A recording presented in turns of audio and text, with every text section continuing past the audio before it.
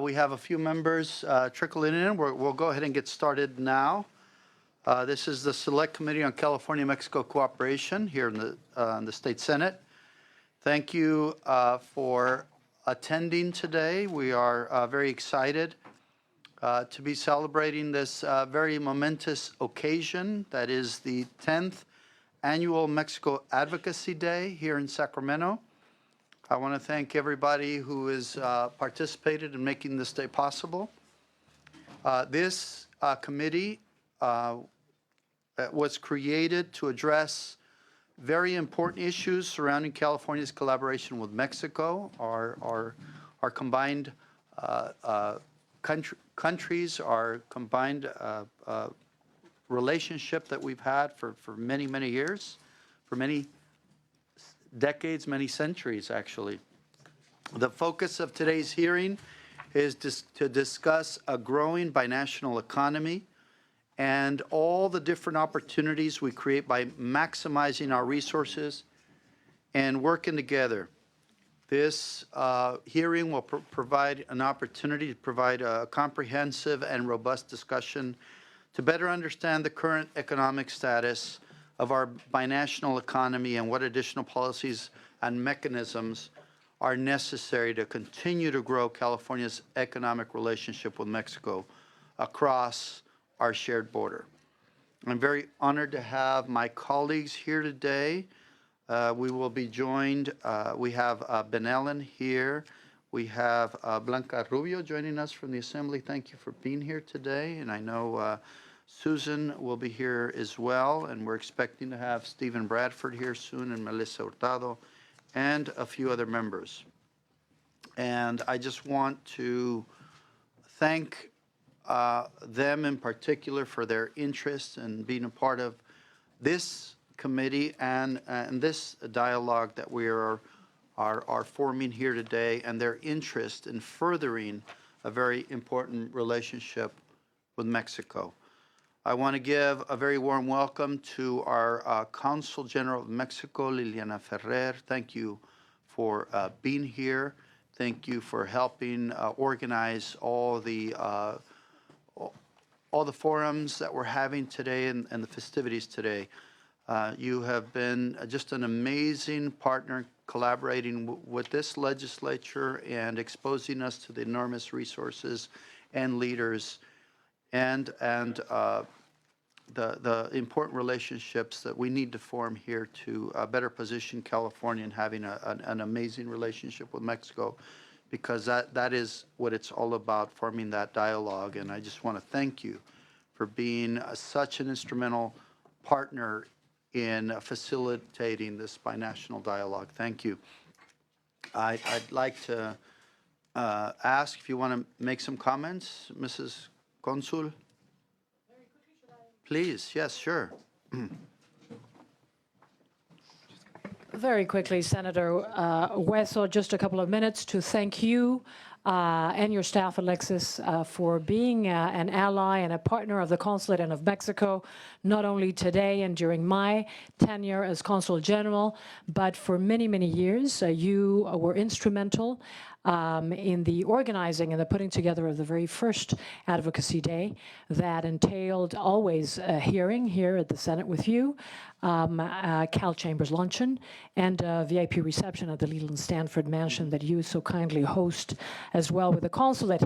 But having said that, we are trying in accordance with the times that we're living to increase and strengthen the visibility of the importance and how much of a priority California is for Mexico and Mexico is for California, as well as the leadership role that California and its elected officials are playing today, both nationally and internationally. And for that, we are very honored and privileged to have some VIP guests with us from the Mexican government, from the Ministry of Foreign Affairs, but also as your guests, the Senator Narro, and also a customs high-level official, as well as some of the most renowned Mexico experts from all over the United States, as you well know, Andrew Seeley, Pamela Starr, Rafael Fernandez de Castro, and also a special guest, Ted Gildred. So with that, I don't want to take any more time, and I want to ask Julian Escutia, who's the direct representative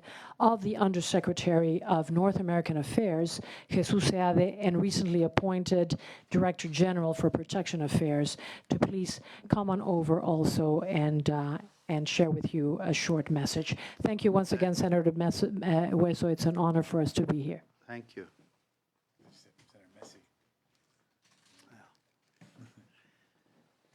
Thank you, Senator.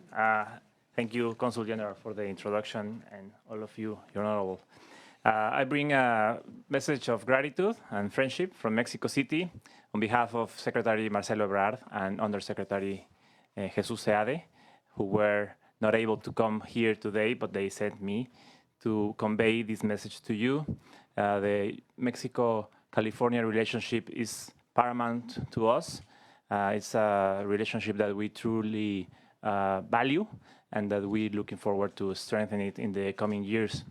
The new administration of President López Obrador has a number of priorities that are important for our relationship. One is the protection of Mexicans, and we are very grateful for all that you do here at the Senate and also at the Assembly for our community, for the undocumented, and for the immigrant community in general. Another priority is the passage and ratification of the U.S.-Mexico-Canada agreement, the agreement that would replace NAFTA. So without further ado, I'll give the floor back to you, Senator, with a very true message of thanks to all of you. Thank you. Thank you. Thank you for being here today. I really appreciate you visiting and sharing some comments. I want to thank everyone for participating today in advance, and I want to welcome our colleagues from south of the border that came specifically for Mexico Advocacy Day. Thank you for being here today. Today's hearing will consist of two panels. We will have an opportunity for member discussion throughout this process. And members, if you want to say a few words, just raise your hands. And we can do that during or after, depending on if you have questions we'll give it a try to see how it works. But I want to encourage a dialogue here. So if you have any questions, please let me know. Our first panel will talk about developing a 21st century binational economy. Our speakers will focus on providing some background on the integration of our two countries, our two economies, as well as the status of the U.S.-Mexico relations with a specific focus on California. So without further ado, I'd like to introduce our first speaker, Dr. Pamela Starr. She's the director of the U.S.-Mexico Network at the University of Southern California, and she's also an associate professor of international relations and a senior advisor at Monarch Global Strategies. Is Ms. Starr available? Please come forward. Welcome, and if you begin when you're ready. Welcome. Thank you for being here. Thank you very much, Senator Hueso, for the invitation to speak before the committee today, and I'd like to thank the Mexican Consulate General as well. It's a great opportunity to be able to speak to all of you, members of the committee.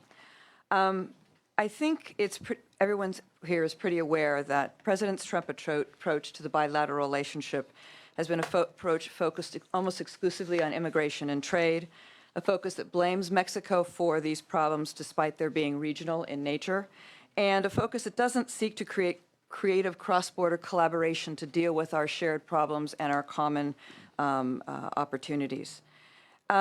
But what's less well known is the Mexican approach to the bilateral relationship and the way in which it actually complements the White House's lack of interest in bilateral engagement to solve our shared problems or to take advantage of our shared opportunities. For Mexico's president, Andrés Manuel López Obrador, an amateur historian, the history of Mexico and its relations with the United States as it's taught in Mexico, is in the forefront of his thinking about the bilateral relationship. So what is it that AMLO and most Mexicans think about when they think about history? They think that the United States took half of Mexico's territory in 1848 after a brief war. They think that in the early 20th century, the United States constantly intervened in Mexican internal affairs to influence the course of the Mexican Revolution and to pressure Mexico to implement its post-revolutionary constitution in a manner that maximized U.S., not Mexican interests. Mexican foreign policy for most of the 20th century was thus geared toward keeping the United States at arm's length and to prevent us, therefore, from intervening in Mexican internal affairs. That's why this past quarter of a century of U.S.-Mexico relations, a period of close binational collaboration to deal with common problems and advance shared opportunities, has been so striking. Mexican foreign policy under the López Obrador administration, however, is a bit of a throwback. It has many of the characteristics of the pre-1990s Mexican foreign policy of keeping the United States at arm's distance. López Obrador firmly believes in the importance of building Mexican national sovereignty and an autonomy.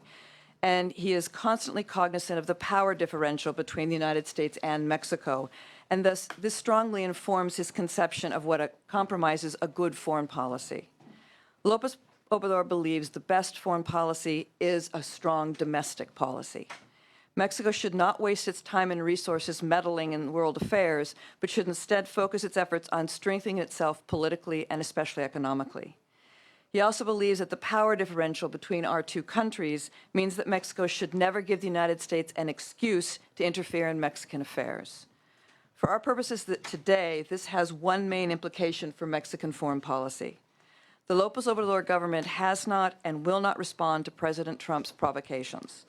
After each hostile act or rhetorical outburst, López Obrador's position has been consistent. It is the U.S. sovereign right to set its own immigration policy and to build a wall if it wants, so Mexico will not comment. At the same time, Mexico does not want any problems with the United States, problems that might lead to U.S. interference in Mexican internal affairs or might otherwise distract López Obrador from his domestic agenda. Nor is this policy of not commenting on President Trump's immigration policies a proposed wall apt to change in the near future for at least 3 reasons. First, the new USMCA, the U.S.-Mexico-Canada Trade Agreement. Beyond López Obrador not wanting problems with the United States in general, he understands that the Mexican economy is reliant on free trade with the United States. He thus needs the Trump administration on Mexico's side in the battle for the ratification of the USMCA in the U.S. Congress. Second, attitudes towards the United States in Mexico. Mexicans differentiate between the United States and President Trump in their attitudes, but polls also show that Mexicans are not clamoring for López Obrador to hit back at Trump for his immigration policies, his call for a wall, his rhetorical attacks on Mexico. This gives López Obrador a lot of domestic flexibility to continue his current policy. And third, at the same time, Trump's apparent respect for López Obrador seems to inform his decision not to criticize Mexico's president personally. While he regularly criticizes Mexico, Trump has yet to criticize López Obrador. All this helps us to explain why there has not been and why it's unlikely there will be a major clash between the United States and Mexico in the coming months. However, it also means there are unlikely to be any positive initiatives emanating from Mexico City or Washington to deal with our shared challenges and opportunities. That leaves a lot of room for California to fill the void.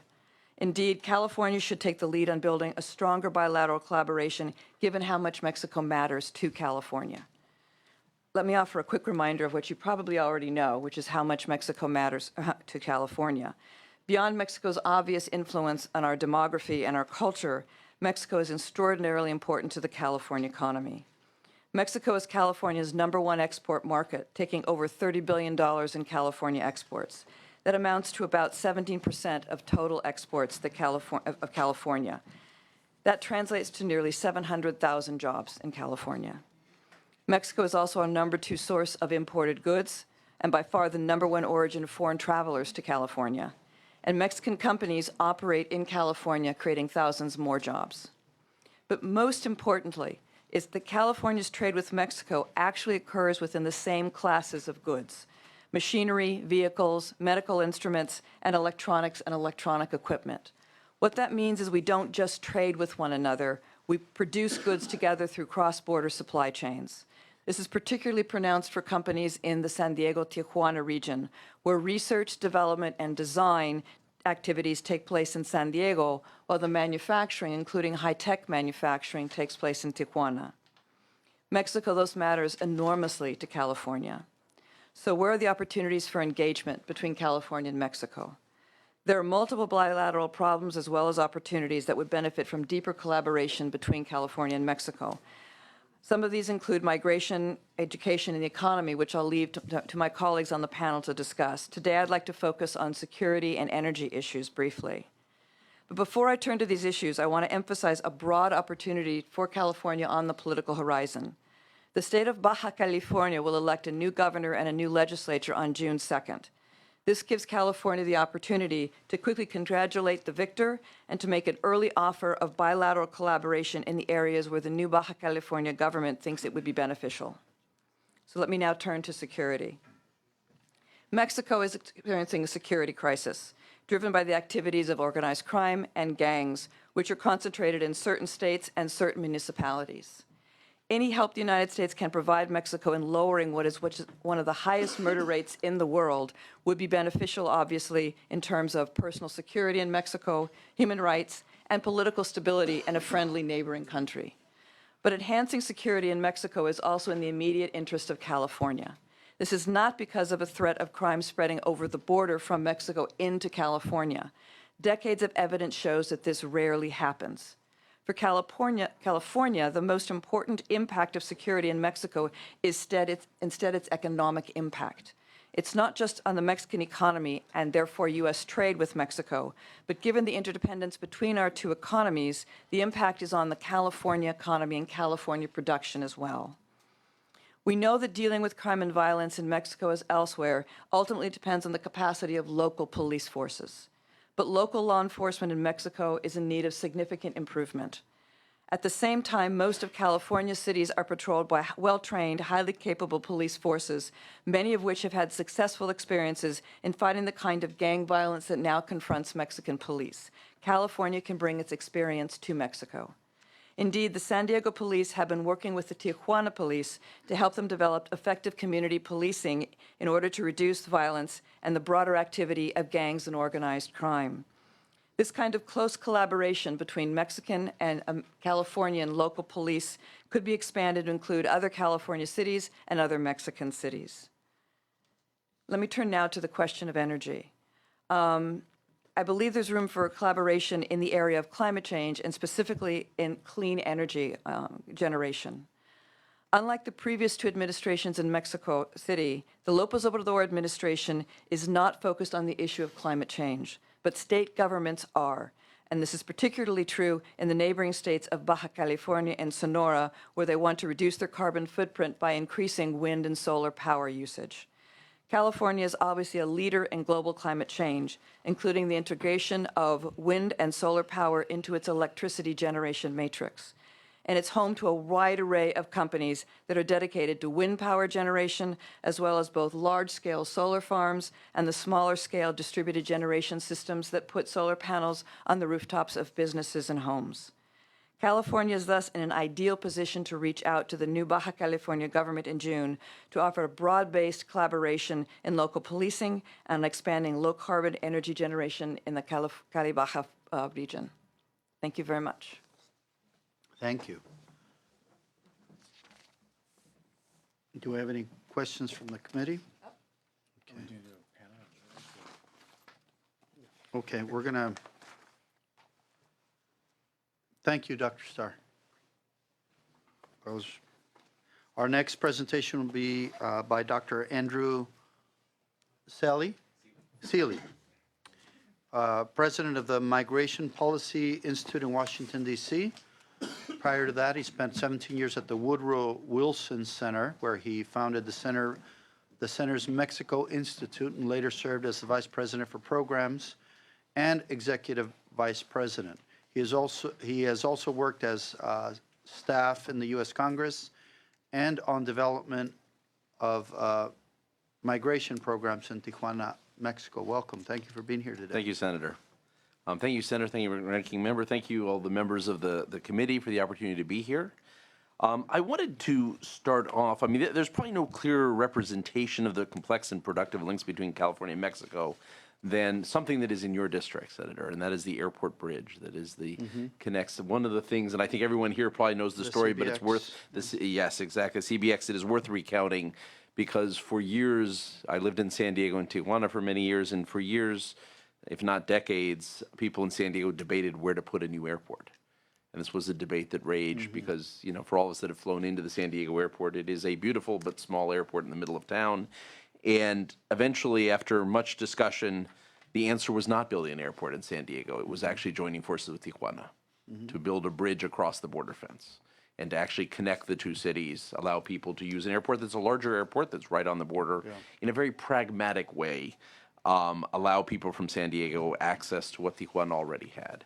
And it's been, in many ways, a symbol for what San Diego and Tijuana are doing together. Two cities that have actually discovered that they have more in common than they ever imagined. And more in common than I would have realized when I lived in the region in the 1990s. I mean, Tijuana has become more of a middle-class city, become more of an innovative city, as has San Diego. San Diego has become a city of innovation as well. And with enormous, as Dr. Starr said a minute ago, with enormous complementarities in terms of their industrial production and their R&D. So what is the same things that are produced in San Diego are produced in Tijuana, but you have different people on both sides making things together. This is in many ways, and people in San Diego and Tijuana now increasingly talk about a common metropolitan area. It is fascinating to see two cities that I would have thought of and I wrote about many years ago as being completely different, turning out to be actually much more similar than anyone would think. But in some ways, San Diego and Tijuana are a microcosm of the broader relationship between California and Mexico. Close to a third of Californians trace their relationship, their heritage to Mexico. The state depends on Mexico as its largest market for state exports, over $25 billion a year. These are states that are inextricably linked. And if the border communities are at the front lines of this relationship, indubitably, increasingly all of California is truly part of the border today. And I would actually make this argument for the United States as a whole. I mean, increasingly we are seeing between the United States and Mexico, the border is expanding. Detroit is in many ways a border city. Detroit depends on both Canada and Mexico. San Antonio and Dallas are certainly border cities. Los Angeles is certainly a border city. But one could argue that Sacramento is also a border city. Increasingly, the border is everywhere because our economy depends on our relationship with Mexico in very deep ways. In fact, in the first 2 months of this year, Mexico was America's leading trade partner. Mexico has generally been our third trade partner, second destination for exports. But through January and February, we haven't seen March and April yet, Mexico was actually the leading trade partner. And a lot of that has to do with actually the trade war with China. But it's actually normally, even in a regular month, they're all very close, actually. Mexico has moved up very close to Canada and China. But while we've seen trade increase 5 times since NAFTA was implemented, and we've seen the transit of people across the border increase exponentially as well, we have not seen the kind of federal investments we need to make sure that our border functions effectively. And so this is what I want to talk about today. At the same time, unauthorized flows, this is great, we have a full committee today, this is great. At the same time, unauthorized flows have actually increased. Many of us have said for years that unauthorized flows were going down. It was true.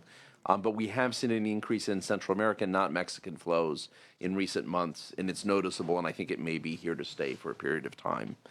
And so there are at least 3 challenges that require federal action. And without federal action, leave California in a difficult situation, as many border states, and in which California policymakers can play an important role in pushing forward. Let me just point these out. One is investing in ports of entry, and I know it's something you've worked on a great deal here. Our ports of entry have not kept up either in quantity or quality with the traffic that we see coming across, particularly the commercial traffic, and we've actually seen a redirection of port personnel to supporting the Border Patrol, which has actually slowed down commerce recently. But this is a long-term issue. You will hear, I believe, next actually from Ricardo Peralta, so I won't steal his thunder. He will talk about this.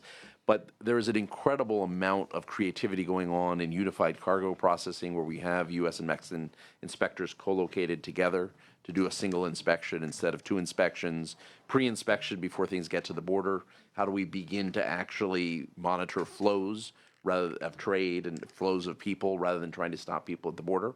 Yes, we stop everyone at the border, but you can do a cursory check at the border if you've actually monitored the flow before it gets to the border. And pushing the border out beyond the border itself, and then using new technologies to detect contraband. But all of these things are still in their infant stage. They all need to be scaled up significantly, and this needs actually federal investment and federal commitment. Secondly, making asylum processing more efficient and timely would be key to dealing with the unauthorized flows we're seeing. Right now, it takes between 2 to 4 years to get an asylum hearing because all asylum cases go to the courts, the immigration courts, which are overloaded. There is actually a practical way of dealing with this, which is you could actually have asylum officers. My colleague Doris Meisner, former Commissioner Vines, has actually worked on this. You could actually allow asylum officers to make the decision on asylum, speed up processing times to months rather than years. It would be something that would be much more fair to people that are fleeing from violence, who are fleeing from persecution, and at the same time would be a deterrent to people who do not have strong claims. And the third thing is we have lost what happened in the past, which was ongoing consultations between the U.S. and Mexican governments around a broad range of issues. And that is something that at the best points included states and localities on everything from migration and trade to public security and shared environmental challenges. We've had, under both the Obama and the Bush administration, consultations that took place fairly regularly, different structures in each case, but these seem to have broken down. I think you'll hear from my colleague, Dr. Rafael Ferraz de Castro, that this is also an opportunity for states to step in. But I think part of where states need to step in is actually, over time, reconstructing the architecture of the bilateral relationship, because we've lost some of the architecture that made things flow easily. And when you lose that architecture, you lose the ability to respond to changing circumstances, and you lose the ability to be creative going forward. So in conclusion, let me say that the border region, which now includes the entire state of California, including where we are sitting in Sacramento, is one of the most, not only San Diego itself, where the senator is from, but all of us here who are in the state, is one of the most fertile regions for innovation and creative problem solving, but a lack of proactive attention to this relationship and some of the policy decisions that need to be made are going to impede getting the full value that we could be getting out of this relationship. So thank you. Thank you very much. Thanks for being here.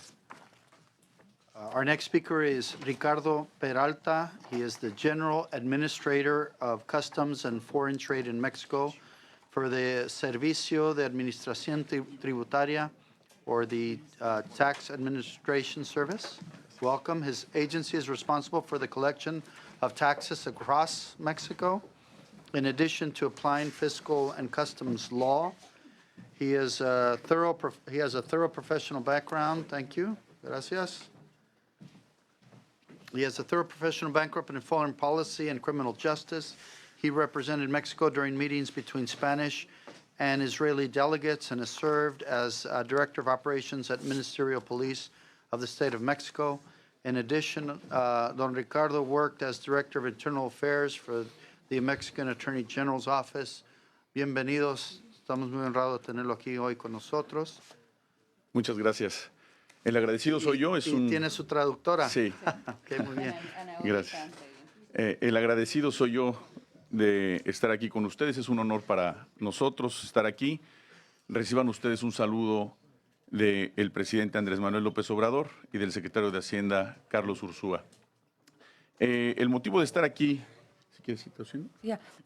So thank you very much for having us and for being here. Please receive the most warm welcome and salutation from President Andrés Manuel López Obrador Y Carlos Ursúa, el secretario de Hacienda. and Carlos Ursúa, the Secretary of Hacienda. Gracias. Bueno, quisiera comentarles que para nosotros es de vital importancia So I would like to tell you that for us, it is of vital importance fortalecer la presencia de las aduanas en toda la frontera norte de nuestro país, to strengthen all of customs throughout the north and all of the border regions of our country. la relación histórica que tiene Estados Unidos y México en esta materia no solamente debe de ser fortalecida a través de tecnología, The historical relation that Mexico has with California needs to be strengthened not only with technology, sino todos los sistemas que agilicen y faciliten el comercio, primordialmente con uso de inteligencia. but with every... ¿Me lo repites? Sí, la facilitación y agilización del comercio a través de la inteligencia. Yeah, but the facility and opening the facilitation for commerce across. Para hablar un tanto cuanto general sobre lo que significan las aduanas para México, So to speak in general terms, what customs is to Mexico, lo que nosotros recaudamos para el país significa el 31% de todos los recursos de México. what we gather is 31% of all resources to Mexico. So would his agency manage? Dado que esa cantidad de dinero que se recauda sirve para volverse a reinvertir en la propia aduana, So since all of that, since that most of that money is reinvested into the agency itself, es tan importante que nosotros estamos hoy con un planteamiento muy importante para los Estados Unidos, it's very important to us that we are with a important proposal for the U.S., primordialmente con CBP, mainly with CBP, para que se fortalezca todo lo que significa el despacho conjunto. so that we can strengthen all that are the bilateral. El despacho conjunto significa The despacho conjunto is the bilateral negotiations and work. que And that todas means las tendencias que hoy all of the tendencies that today significan ser el principal socio comercial to be de the los Estados Unidos main se basan en una relación de associate with the confianza. U.S. and that they need to be based on a relationship of trust. Hoy tenemos 10 Today we have puntos 10 points fronterizos ya con el from the sistema border with the system, de despacho conjunto. with this system in place of the despacho conjunto and working together. Pero nuestra gran meta es tener But los our 19 puntos very- fronterizos But our goal is to have all 19 points of each border, all 19 points of crossing with the system, con un despacho conjunto donde exista mayor fortaleza institucional where there is a larger strengthening of both institutions working together. y eso ha hecho que nosotros acordemos con CBP And that has led to certain agreements with CBP que durante este año 2019 that during this 2019, nos vayamos a 15 posiciones. we will launch 15 positions. Esto va a significar para ambos países This will mean for both countries dos cosas muy importantes. two very important things: Detonar la economía de ambos países to detonate the economy of both countries, y fortalecer la confianza to strengthen the trust que evite that avoids que pasen drogas a los Estados Unidos that drugs and other illicit materials are passed into the U.S. y que pasen armas a México. and the illicit transportation of arms. Nosotros estamos Weapons. convencidos We are very convinced de que los mismos problemas que tenemos en ambos países that the problems that we have in both countries también tienen que ser las mismas soluciones. also have to be part of the same solutions. Y la implementación de tecnología And the implementation of technology significa que un kilómetro antes de cada frontera means that a kilometer before each border, vamos a utilizar tecnología we are going to use technology, no intrusiva non-intrusive technology, que va a eliminar that is going to eliminate 80% 80% los tiempos de espera the para el cruce times of carretero. wait of the cross of the border. Esto puede incrementar hasta This can- 3 veces This can increase up to threefold la operación comercial de toda la frontera norte the commercial operations of the entire northern front para mantener nuestro liderazgo to maintain our leadership de ser los principales socios comerciales de to Estados be Unidos. the main partners of the U.S. Gracias a esta operación, Thanks to this operation put in place, otra parte muy importante es el comercio electrónico. another very important part of this aspect is e-commerce. Por primera vez en la historia For the del first mundo, time in the history of the world, hemos we have instalado en el Aeropuerto in Internacional de the Mesa International Airport of Mesa la primera operación de the first despacho conjunto operation solamente para of comercio despacho electrónico, conjunto, only for e-commerce that is up and running. tomando en consideración que en el 2025 Considering that in 2025, that in 2025, se e-commerce, espera we hope and expect que las operaciones en dinero that the sum will be up to superen los 650 millones de will be dólares. above $650 million. En virtud de ello mismo, With this in mind, estamos hablando el mismo idioma con CBP, we are speaking the same languages with CBP, tomando en consideración la taking into inmediatez, consideration immediacy, la logística y la seguridad. logistics, and security. Queremos We tener a want to CBP have CBP como una agencia like an agency espejo para México. mirror that can be a mirror to Mexico. La misma formación para nuestros And the oficiales, same formation for our officials, la misma visión the de same negocio vision entre of países business and between countries. y además, And- insisto, And I insist, fortaleciendo la confianza. strengthening trust. Precisamente este 6 de mayo, el día de ayer, In fact, yesterday, 6th of May, comenzaron cursos para capacitadores en we México had courses starting for the training of the Mexican officials, de CBP en Querétaro, México. of CBP officials in Querétaro, Mexico.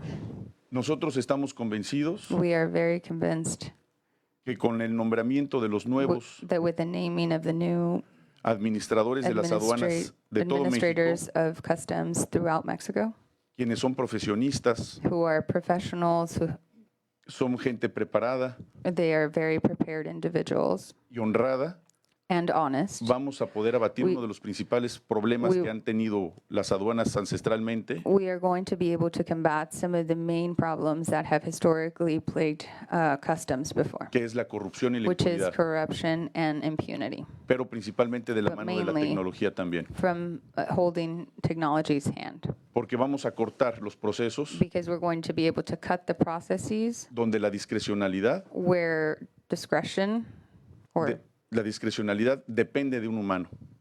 we're going to cut the processes where the discretion of a person is in place. Con el uso de la tecnología With the use of technology, vamos a evitar que we're las going decisiones to de avoid personas that people's decisions infieran en el cruce de mercancías. interfere with the crossing of Y esa merchandise. es la misma visión que tiene CBP en su And this país. is the same vision that CBP has here in the U.S. Por eso es que este ejemplo de That is Skybridge, why this example of Skybridge, que es en Mesa, Arizona, which is in Arizona, Mesa, Arizona, eventualmente lo podemos replicar eventually we can replicate this en distintos in different points, aeropuertos y puntos comerciales, airports and commercial points, tanto de Estados Unidos como de México. both in the U.S. and in Mexico. Ahí tenemos algunos ejemplos de algunas We have empresas. some examples here from some businesses, En este caso, Amazon in this case Amazon. va a reorientar el It's flujo de going to mercancías reorient the influx of products que se adquieren en México para that que are sean distribuidas a acquired partir in de ahí Mexico a and that nivel are nacional en distributed Estados and Unidos. that are distributed within the U.S. También quiero comentarles I finalmente also want to tell you finally that que hemos instaurado mesas we técnicas have put some technical forums together en toda la frontera norte, in all of the northern borders donde participa de manera muy activa where from a very active participation, has a very active los participation. cónsules de ambos países, The consulates of both countries are very actively participating. personal de CBP, CBP personnel para realizar proyectos de infraestructura aduanera to have these projects of customs infrastructure que han estado detenidos más de 25 that años. have been slowed down and stopped for over 25 years. En el gobierno del presidente Andrés Manuel López Obrador, In the government of President Andrés Manuel López Obrador, hemos pensado en we eliminar have los thought discursos in eliminating speeches y actuar inmediatamente para lograr and put the focus on acting immediately. todos los proyectos del All pasado. of the projects of the past. Al día de hoy tenemos más To de today, 42 we have more proyectos than 42 conjuntos projects together que involucran a that toda la frontera involve de Estados Unidos all con of the México. border in the U.S. Y en este with the momento US. los invitamos And a in ustedes a this conocerlos moment, a we fondo invite you guys to know more about these projects in depth, porque es because finalmente it is finally una forma de seguirnos hermanando como pueblos vecinos. a way of keeping our brotherhood as neighbors. Muchas gracias por su atención. Bond. Gracias a usted y gracias por estar aquí con nosotros. Muchas gracias. Thank you very Gracias. much, and thank you for your attention. Very, very interesting update. Thank you. We also have, we're very fortunate to have Senator Jose Narro here, if he can, Senador. Es Presidente de Agricultura, he's the President of Agriculture and the official speaker of the U.S.-Mexico agreement. And I just wanted to invite you to make a few comments regarding that agreement, if you'd like. He has become the official spokesperson of Mexico of that agreement. I understand it's yet to be ratified at the Congress, but that's something that is being promoted by President Manuel López Obrador's administration.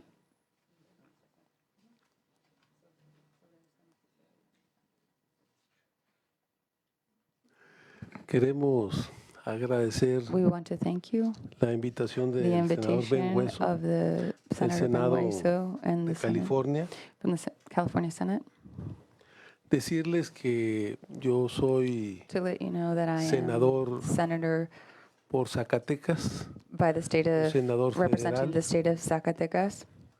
Soy presidente de I la am- Comisión de Agricultura, I am a Ganadería, president of the Agriculture and Pesca Fishing y Desarrollo Rural. and Rural Development. Y soy And coordinador I de la am the Comisión coordinator of the commission de Seguimiento del on TEMEC. following the TEMEC, which is the acronym for USMCA, Por parte del Senado Mexico. mexicano. by the part of the Senate. Somos miembros también de la Comisión de We are Gobernación, also members of the Governance Commission de Hacienda, from Hacienda, de Puntos Constitucionales, from puntos constitucionales, oh, cambios a la Constitución Constitutional Commission, y la Comisión de Relaciones Exteriores con América del Norte. and the Commission of External Relations with North America, Foreign Relations. La migración de México Migration a from Estados Mexico Unidos to the U.S. fundamentalmente It viene has de las fundamentally zonas come rurales. from the rural areas.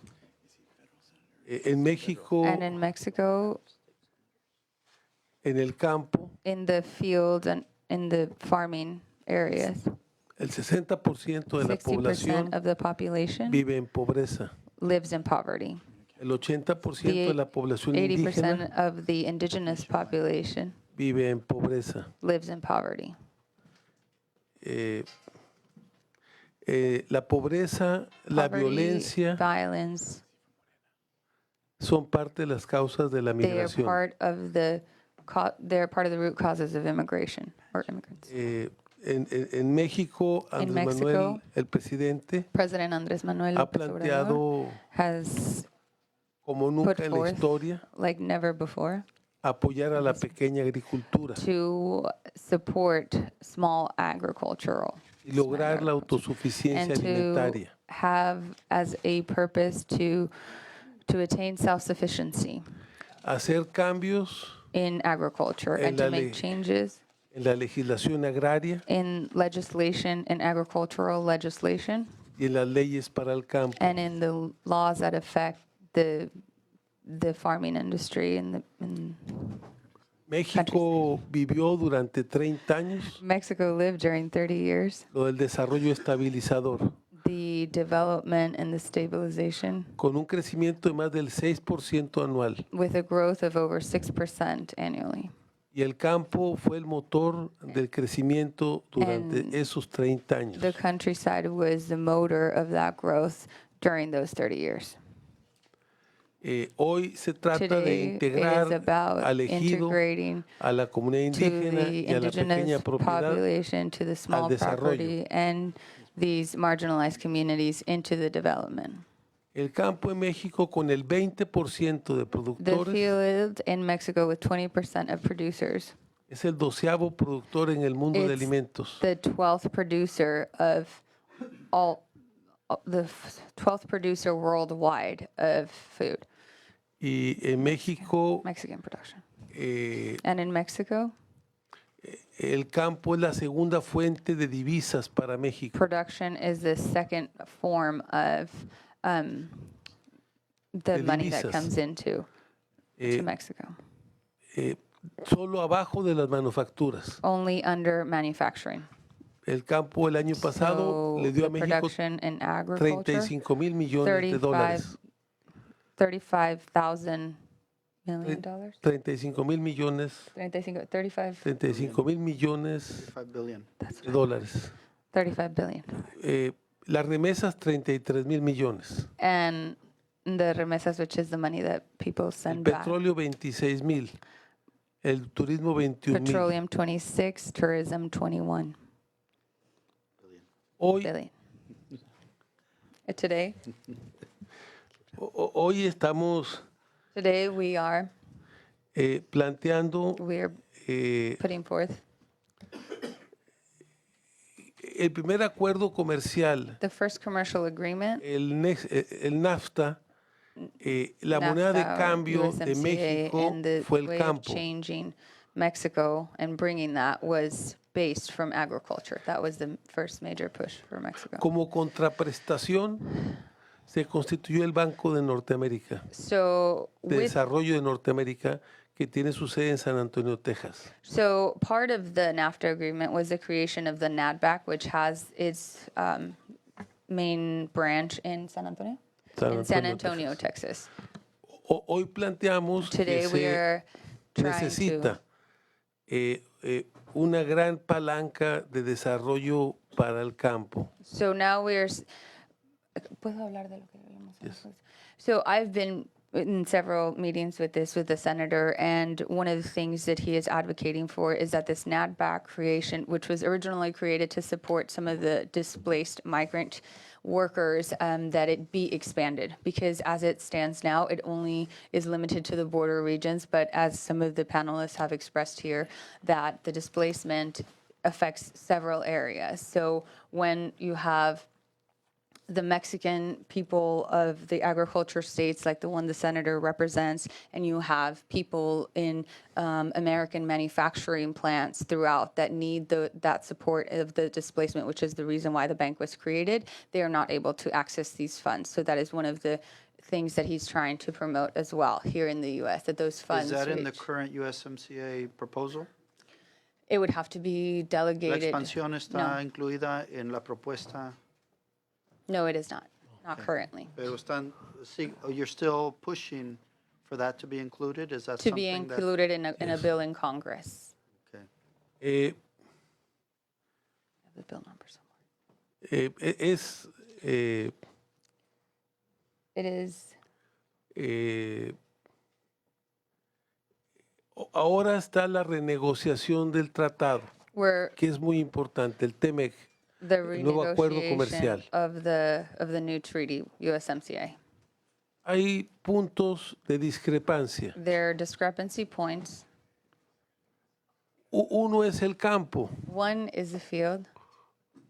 otro es el de los medicamentos y las The other patentes. is the medicine and patents. Que tiene que some ver of the con el strain points programa that de have to salud do de with the Obama health y de los program with demócratas. Obama and with the Democrats. Otro es el del medio The other ambiente, is the lack of, or the concern for the lack of environmental standards that are stipulated within this treaty. donde Andrés Manuel ya planteó Where este Andrés año Manuel has la proposed siembra this de 1 year millón de árboles, de the hectáreas de plantation of árboles, the la reforestación. reforestation of 100 million trees. And Y está el tema laboral, sí, 1 millón de hectáreas a million hectares, Hectares. hectares. y la reforma laboral en And the- México, el otro tema, ya se hizo. And a lot of the changes that this legislator has done on labor have already been put in place by the Senate and have been ratified.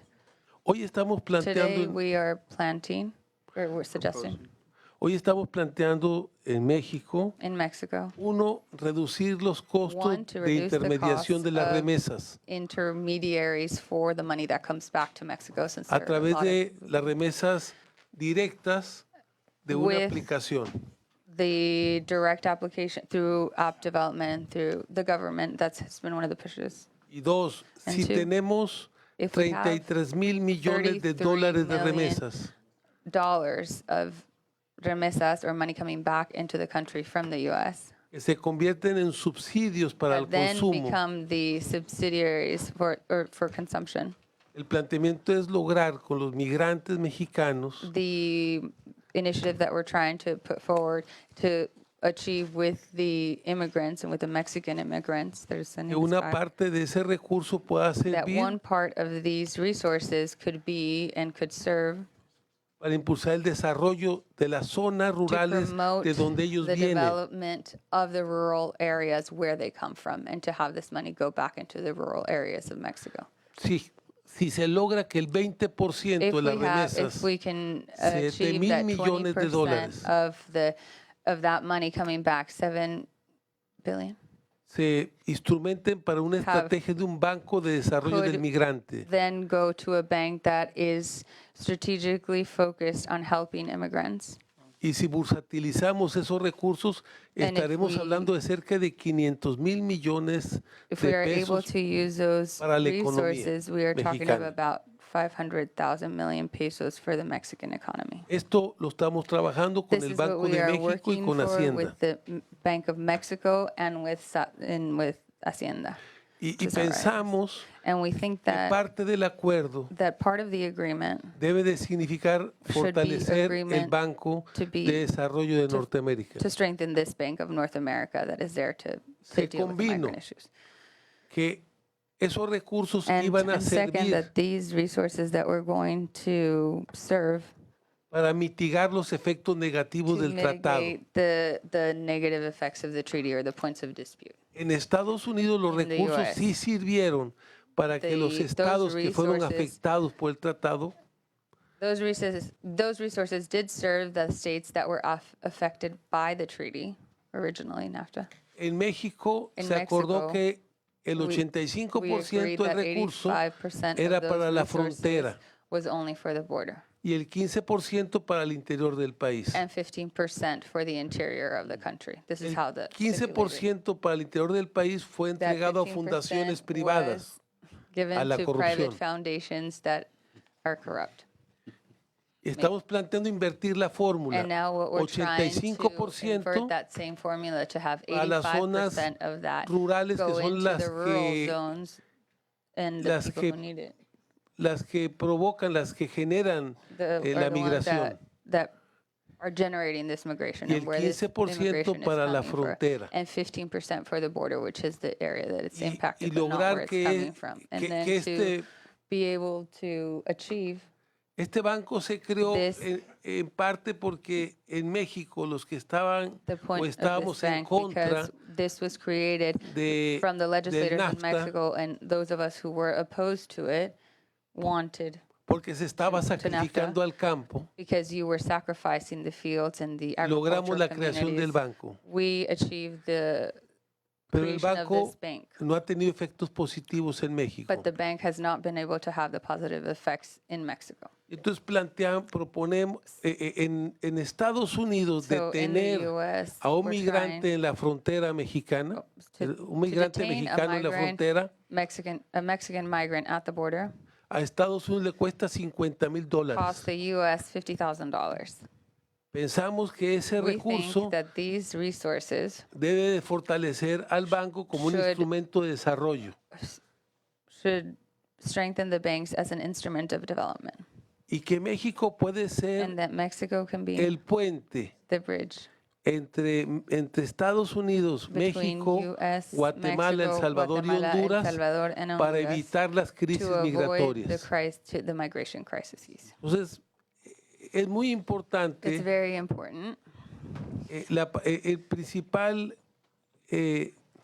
el principal socio comercial de México en Estados Unidos es The- California. California is the main partner to commerce in Mexico. Queremos We fortalecer really esta want to relación. strengthen this relationship, Y el principal destino de los migrantes mexicanos and the está en main California. and the main destination for these migrants is California. Queremos invitar a los senadores We want to invite the California senators of para que California visiten and el this Congreso committee so that mexicano. you visit the Congress in Mexico. And Agradecemos. we really thank you for your time and to giving us this space. Agradezco sus palabras. Muchas gracias por estar aquí. Agradezco mucho su presencia. Thank you very much for being here. We will now continue with our second panel titled A Role for the State by National Economic Development, during which we will discuss the role of the state in binational economic development. First up is Dr. Rafael Fernandez de Castro. He's the director of the Center of U.S.-Mexican Studies at the University of California, San Diego. He's a former policy advisor to President Felipe Calderón. Dr. Fernandez de Castro is an expert on bilateral relations between Mexico and the U.S. Thank you for being here. We really appreciate you joining us today. On the contrary, Senator Hueso, this is an honor for me to present my views, to share my experience on U.S.-Mexican relations. I'm a new adopted Californian. I had only lived in San Diego for a little less than 2 years. And then I come here openly to advocate for a stronger relationship between California and Mexico. I do believe, and that is my argument, that the Trump White House represents an opportunity for California and Mexico to strengthen its connections. Why am I saying this?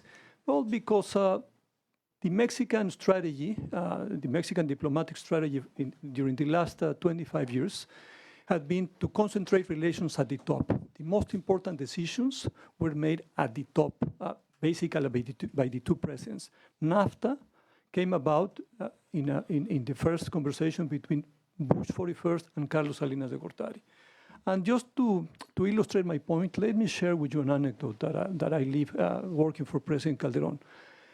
When President Obama was president-elect, every single foreign leader was trying to get together with him. At the time, he was the single most popular politician in the world, I will put it that way. The only world leader who was able to get together with President-elect Obama was Felipe Calderón from Mexico. That happens only 9 days before inauguration, and I remember vividly that day. Obama was very gracious. He came to visit President Calderón at the Mexican Cultural Institute in Washington. They have a lunch that went over almost 2 hours, and President Calderón came out of the meeting very happy, and he told us when we were preparing him for the press conference, you know, Barack and I, when he said Barack, we certainly realized that our mission, accomplished, because the idea of that meeting is that they basically knew each other, that they create a personal relationship, and they got it. So Calderón told us, we find out during the meeting that we both are left-handed, and that we both are lawyers, that we went to Harvard, and that our spouses, Margarita and Michelle, are taller and tougher than us. That is very keen, because thanks to that, they were able to call each other all the time, and believe me, that helped us a lot. Well, that cannot happen with Mr. Trump. Ask Prime Minister Trudeau, ask the President of France, Emmanuel Macron. I mean, it's very hard to get together with him. I mean, he's, in a way, radioactive, I will put it that way. So what Mexico should do? Very simple, is to play the decentralized game of American politics. In that decentralized game, California is a key actor. And I will say that there's an enormous opportunity for Mexico and California to strengthen the relationship. Not only that, California has become a very progressive state. And I will say California has become very progressive because you Latino politicians, because you Latino legislators. 70 years ago, when Roy Ball was first elected to Congress, I will say you Latino became empowered in this state. And thanks to you, now California is very progressive. I believe that each one of you are putting a very strong fight vis-a-vis Mr. Trump immigration policies, because I know people like Javier Becerra, like Marilena Durazo, you want to make sure that your children or your grandchildren, they will not be subject to the problems, to the discrimination you were subject when you were children. So I believe that in that sense, California is a natural partner to Mexico on immigration issues, on border issues. In Mexico, I will say, we've been, with the election of Andrés Manuel López Obrador, we underwent a political tsunami. This is the very first time ever that a leftist politician is elected to office, and Andrés Manuel López Obrador, as president-elect, just 2 weeks into his being president-elect, he made a major decision, a foreign policy decision, and an economic policy decision that to me has been the best so far since he was elected president. He decided to back the NAFTA renegotiation. And because of that, the Peña administration, the Peña Nieto administration was able to close the NAFTA renegotiation, and now we have the USMCA. That is a very important agreement, because if we are able to get the three Congress to pass the agreement, I believe that the agreement will help a lot the integration between Canada, Mexico, and the US. If we have the agreement, I will say the integration of Mexico and the US will be much stronger and will be more autonomous of the will of President Trump or even President López Obrador. That is why agreements are for, because then we not depend so much on the will of a person. And I believe that we badly need the USMCA to be ratified, to be approved by Congress. I believe that California could play a pivotal role on that. And let me finish my testimony by presenting you, I will say, with three proposals. Number one is I urge the California, and especially the California Senate and Assembly to help the ratification of NAFTA. This will be for the well-being of Mexicans and Americans and Canadians. And I hope it also will be for the well-being of Central Americans. I believe that we really have to put our act together regarding the Northern Triangle of Central America. Second, I will urge California, and I know you, Senator Hueso, you have been a champion in advocating for new mechanisms of consultation between California and Mexico. You're advocating for a new commission. I believe also that this will be the time to come once again with the three Californias Commission. Seems to me that nowadays we really have to put our act together. We have these mechanisms to better coordinate, to better cooperate, and to have a mechanism to talk to each other. We need to have this constant dialogue. In Baja California, there's a coming election next June 2nd, and seems to me that this would be a very good moment to fortify and to come once again with this three California Commission, because seems to me that we could advance a lot among the three Californias. And finally, let me come to a local issue. At the Center of Youth Mexican Studies, during the last 5 years, the associate director, Melissa Floca, she's been doing this wonderful research that we call the students we share, where we have found out there that there's a lot of students that we share. For example, when we poll in, and we do this with students from UCSD, we know that in Southern San Diego, 1 out of 5 students, they have some experience in education across the border. And in Tijuana, where we poll in students, we know that 1 out of 10 students, they have some experience in education in California. So there's literally, I mean, we concentrate, Southern California and Northern Baja California, we concentrate a very large numbers of students that we share. They are bilingual, they feel binational, but guess what? They don't get in the education they need to become the workforce that we need. Why? Because the border is very heavy in terms of education. Because of NAFTA, we learn how to produce across the border. We learn how to better trade across the border, and we have to do that for education. So I believe that we have a lot of potential between California and Mexico, and seems to me that the Trump administration is giving us an enormous opportunity to strengthen our relationship. And I, again, praise you and recognize that you, Latino politicians, policymakers, you're doing a wonderful job in making sure that California continues to be a very progressive state and is helping Mexicans of all conditions. It doesn't matter if you have documents or not. I will stop here, and I again appreciate the opportunity to testify before this Senate Commission. Thank you. Thank you. I really appreciate you being here and sharing those comments. Just, it's amazing, the history of the Americas is very similar. And there have been over the development of the Americas, a lot of European influence in how the Americas were developed. And it's very interesting to me that a lot of this was Europe fighting with each other and still finding markets to expand in. And what's most interesting to me, over the course of history, Europe united and created one economy with the European Union. And we're struggling to do that even at the smallest level, which is NAFTA. I think, I just generally believe more can be done in that area. I think we're very weak in how we've united our economies.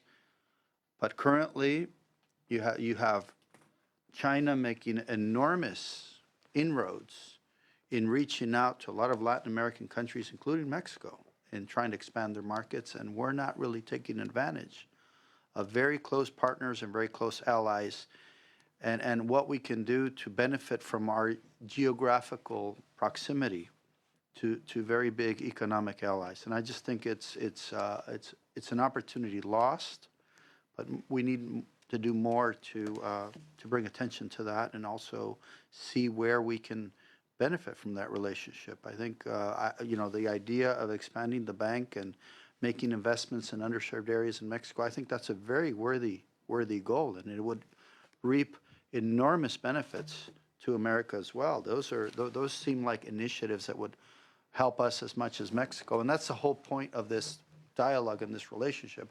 How can we combine our efforts to build our respective economies? How can we build wealth in California? How can we build wealth in Mexico? But give an economic opportunity for all the people of our state and all the people of Mexico in that effort. And that's the whole point. We can bring more investment to our economies by working together. And there are so many areas that I've heard in some of the presentations where we can do that and make that more efficient. But thank you for being here. Thanks for your comments. We want to move on to our next speaker, Luis Olmedo. If you come forward. Don Luis, thank you for coming today. I saw you in the audience there. Where are you? Luis is the Executive Director of Comité Cívico del Valle, community-based environmental justice nonprofit, best known for its campaign to combat and control the high levels of childhood asthma in California's Imperial Valley and surrounding areas. For 13 years, Mr. Olmedo has advised local, regional, state programs on environmental health issues affecting rural communities in California's border with Mexico. He has also been involved in litigation at the local level to force government regulators to more effectively protect residents from air pollution. And for that, we thank you. Not enough is being done, but with your advocacy, we are making progress. So thank you for being here. Thank you, And Senator. when you're ready. And members of the committee. I appreciate the invitation.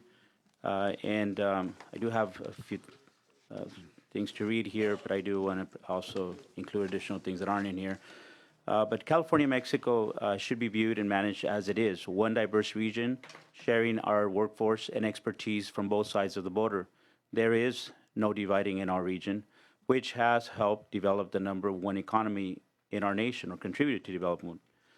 There is a symbiotic relationship between our economies of California and Mexico. California provides an abundance of relatively well-paying opportunities, while Mexico provides the human capital in California's economy, equally benefiting both sides of the border. The relationship isn't limited to labor bond. It also extends to the financial cloud of California has developed as one of the top 5 economies in the world, with trade between California and Mexico being one of the main driving forces behind this. Trade across the border is one of the most fruitful industries in the border. It estimates the U.S. economy put a trade across the border over $1.7 billion a day, which from our local point of view can be seen with agriculture trade and other manufacturing goods. In our region, we see the border trade happen on a daily basis with transport by ground, freight, industry crossing the border continuously throughout the day, even outside major goods trades. If you were to walk on both sides of the border, you would see or spot individuals purchasing goods on both sides of the border. and transporting those goods to both sides of the border, whether it's on foot or whether it's on vehicles. The California also stands as an economic leader because of the amounts of rich resources and the increase in trade across the border by facilitating by multiple trade agreements. If not for this trade, we would be less rich of a position than we are today. From the perspective at the border, there are opportunities for people in the community to grow because we have a diverse job opportunities available because of the trade and innovation in new technologies. We have established a trade and shipping positions that have allowed people in the community to support their families and grow with the region. We have also seen investment in new technologies where barren lands have been developed to solar farms and green energy industries. While there have been always a distrust among international communities when it comes to financial matters in some sectors, this distrust is not unknown to us living at the border. While the question against cross-border work and trade is always where the dollars end up, but while this may be a national argument, we firsthand see that the dollars are spent on both sides of the border and are spent in projects. For example, just in New River, for example, there was over $100 million. About 20 of those $1 million were spent on the Mexico side, and others contributed from California. Yet, there remains about $82 million just to solve that problem. While California aims to continue to grow and maintain an ever-increasing economy, we should be aware that there is a price to pay. We should never disregard our environment and social responsibilities. This is why we believe that establishing an increasing presence and oversight over the border region is an important mechanism. We are at the belief that a border unit from the state to provide oversight, guidance, and enforcement will be an important factor moving forward. With our binational relationship, while not all welcome such an institution, it may well provide new avenues to make California and Mexico an example of a healthy and socially conscious economy. Growing a binational economy is also sharing a binational resources and binational burdens. The New River, which travels north at a rate of 2 feet per second in Mexicali to Calexico, from Mexicali to Calexico, bringing wastewater into the U.S. represents a major environmental concern at the border.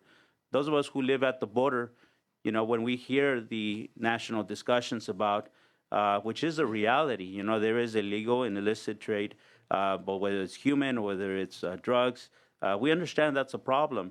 But the New River transports an enormous amount of illegal importation of hazardous waste, sewage waste, coming into a border, yet we ignored it as though it's okay to turn a blind eye on one illegal problem, but focus on another one. For us, it's a reality, it's there, and it's affecting public health. The Salton Sea also extends from the Coachella Valley, which is also part of the border region, into the Imperial Valley and into Mexicali. We share the air basin, and we share the air. Being the largest lake in California, which has higher salinity than the ocean, as the lake evaporates, it leaves behind dust containing hazardous pollutants such as selenium, arsenic, and traces of pesticides. This has also served as a sump for agriculture, and the reason why we have pesticides in. These sediments, particulates, are picked up by the winds and can be carried over hundreds of miles. Having these under-resourced communities suffer from respiratory problems and cardiovascular diseases. As we face a border environmental crisis with the looming Salton Sea devastation and cross-border pollution, the health and well-being of our local communities should be the utmost priority. Students that live in the California-Mexico border region are suffering from an illness such as asthma and other respiratory conditions that require a constant administration of medication during school hours, and if not denied to administer any medication given by out-of-state healthcare providers. What I mean by that is that there are healthcare providers licensed by California that are doing business in these hybrid type of plans, yet whenever they bring the medication into the schools, they're not allowed to administer that, and that does not make any sense. And that is one of the reasons why Comité Cívico del Valle is in strong support of AB 743, which will promote a health equity for children in public schools and requires a school district to accept a written statement from a physician or surgeon who is contracted with Binational Health Plan, which is licensed in California for the purposes of authorizing students or pupils to be assisted by a school nurse or other designated school personnel, and to be able to carry a self-administered inhaled asthma medication. Many of these kids carry their asthma medication as though it was contraband. And, when I heard that, it was, it's very disheartening, It is necessary for our region to ensure an increase of binational enforcement of regulations to address these environmental and social concerns as practices of both sides of the border and that affect our community. And just as our binational economy, there is no dividing line. Pollution knows no border, and impacting the region as a whole. The state should be able to provide support and guidance from its previous experience dealing with similar issues in Mexico. One such issue is to follow through in the planning of implementing solutions to long-term planning. There is a movement in Mexicali that we have been doing work for the last 20 years in the border region. And back in the early 2000s, we did a survey out there, and Mexicali was more concerned about conservation. But as their resources have recently been threatening, we have seen a movement, a surge of citizen movement that want to do long-range planning. They do not want to just be subject to political terms. They don't want to hit the reset button every time a term ends. They want to be able to do long-term planning, and that's made up of academia, of professionals, of community, of business. And so even recently, the two universities down there, Tech and UABC, were eager to sign agreements with us. We know they're eager to be part of the discussion. They're eager to be conveners, neutral conveners, to bring both sides of the border together. California should also seek to support Mexico in providing training and opportunities to address all the previous issues mentioned. And in this testimony, we are at the crossroads. We're helping our sister communities to the south will lead to long-term benefits for all of us. Finally, the state government needs to create border offices to move those existing offices to the border by way of strategic location and establishing active performance measures. I have been a member of the Federal Advisory Board, the Good Neighbor Environmental Board. I'm very familiar with a lot of this planning and a lot of the recommendations that have been put not only by myself but by many experts throughout the years. And you can look at those. You can look at Border 2020, Border 2012, the binational task forces. I have been part of that for the last 20 years, and it seems like every time government is giving, and I'm talking about California. Every time California is giving direction to put a plan together, it's always sort of a copy-paste, a revisit of the same thing. I think Mexico and Baja California is they're in a different position that they might have been before. I think there's a lot more momentum. There's a lot of professionals in areas like the border, and I can say probably more definitely defined in Imperial, Mexicali, and I'm pretty sure this exists in San Diego. We draw a lot of professionals from Mexicali because they have put the effort and emphasis on creating an educated population. So we have to work together to be able to create solutions together. There are resources in California, there's experts in Mexicali, and I think that the new administration right now on both sides, whether it's California or Mexico, are really conducive to be able to do that. I would hope that through this hearing that there is a plan and a pathway to be able to modernize the way we do business. And two other points real quick is the Air Resources Board did take a lead, and the board approved the creation of a border program. And that was as a result of because they had previously deployed some of their staff. They did business as usual. They listened to us. And then they said, yeah, we agree, we got to do things differently. There's a new administration now. They want, and from what I understand, they want to bring an entire, more comprehensive border program. So we hope that this is the trend, that we continue to take opportunity and be able to take advantage of the enthusiasm in Mexicali. I've lived in the border. I have worked on border issues for 20 years, and this is the first time that I see this amount of momentum. And I want to thank the Senator for your leadership. I also want to thank Assemblymember Todd Gloria, Assemblymember Eduardo Garcia. I want to thank Senator Bermudez, Speaker Rendon. All of you have done a tremendous job in having these conversations with Mexico. We, as a community organization, are able to jump on board that enthusiasm and that leadership. So I thank you for that. Also, AB 617, one last thing, is a really good strategy. Imperial and Mexicali have been, Imperial was selected for AB 617 emissions reductions program. We would like to see such a program, and we have been communicating that to our Mexican Mexicali partners, but I think it would be a good program to implement on both sides of the border. So with that, I thank you for inviting me here, and I appreciate your attention to this. Thank you, and I want to just thank you for your comments, and I know we had a meeting with Eduardo Garcia down in Imperial where we talked about health issues. We had a health issues forum, and I know you were there. A bill came out of that, and I worked on a bill last year to get the Office of Binational Health to work on identifying some of the challenges with providing solutions to some of the problems at the border that are only really largely problems at the border. And I know they were established for that purpose, and we have to really revisit this because they exist, they're funded.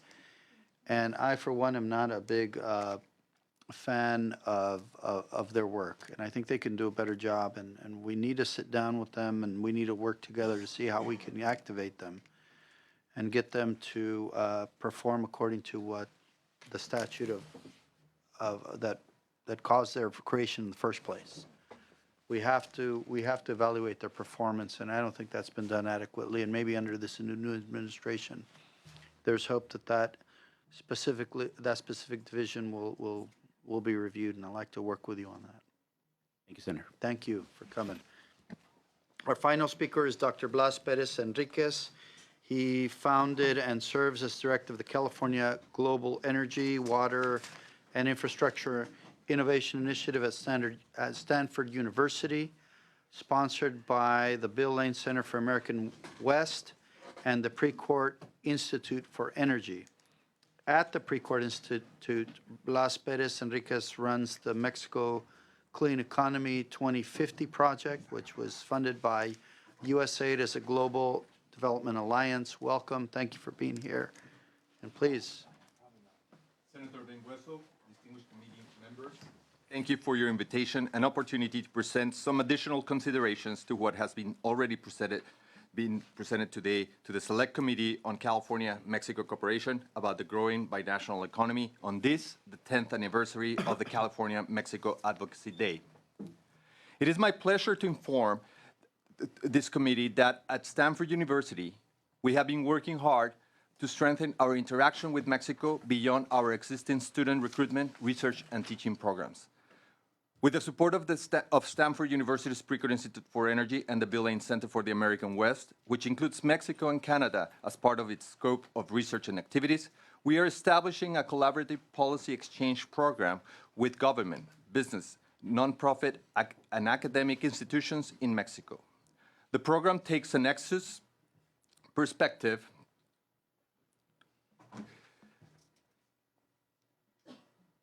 a shared resource systems approach to innovation in energy, water, and infrastructure based on California's experience implementing a clean economy model since 2006.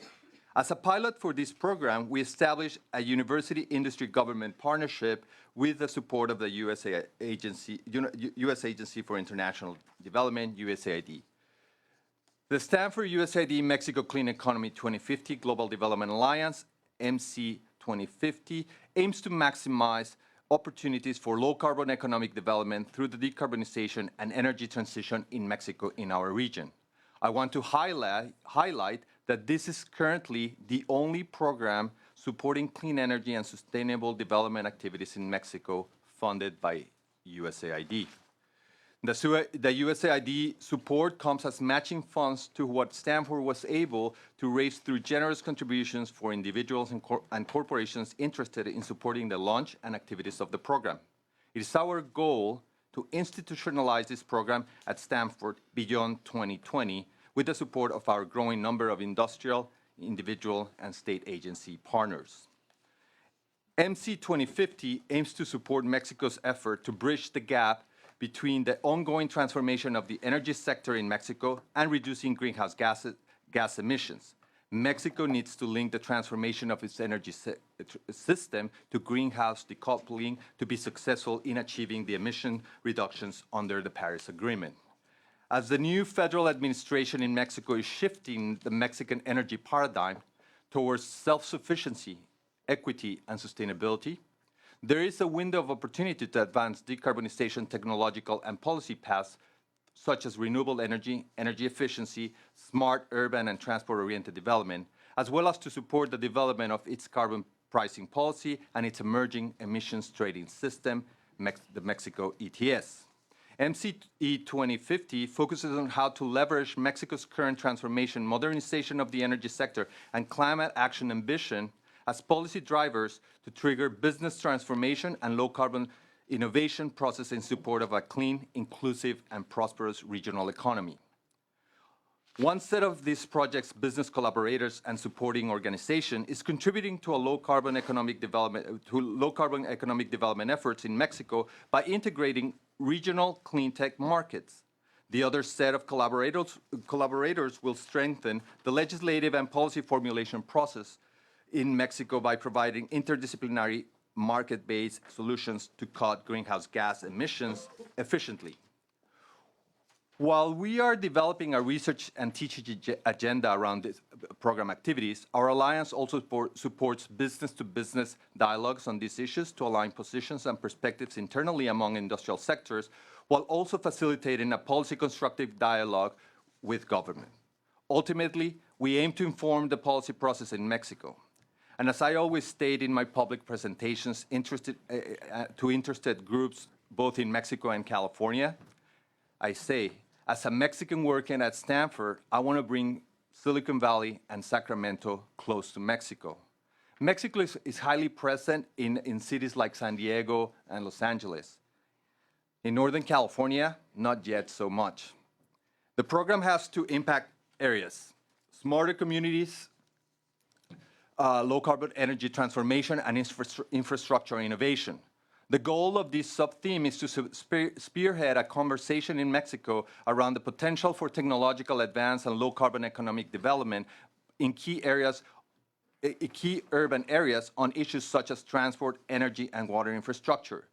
The conversation will focus on transition in urban areas on the Mexican side of the border to greater energy resource efficiency and decarbonization, while also taking advantage of business opportunities to support smart, clean growth in North America. MCE 2050 will focus on the opportunities for enhanced collaboration with California and the two emerging innovation hubs, the binational Cali-Baja region and Monterrey, Nuevo León, the industrial hub of Mexico. We're conducting a research and planning workshop in Mexicali, Baja California next month, with the aim to conduct a major forum on these issues in mid-November in Baja, where we hope a strong representation from the California government and business community, as well as from the Mexican federal and local government, will be in attendance.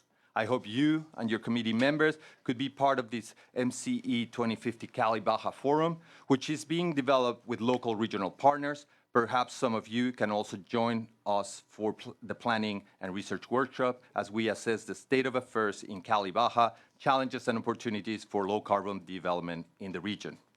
Sometimes with the headlines about the U.S.-Mexico border in the news, we tend to forget that this region represents the fourth largest economy of the world. The interconnectivity that we have developed in the Cali-Baja region should represent the future of the border, not the exception.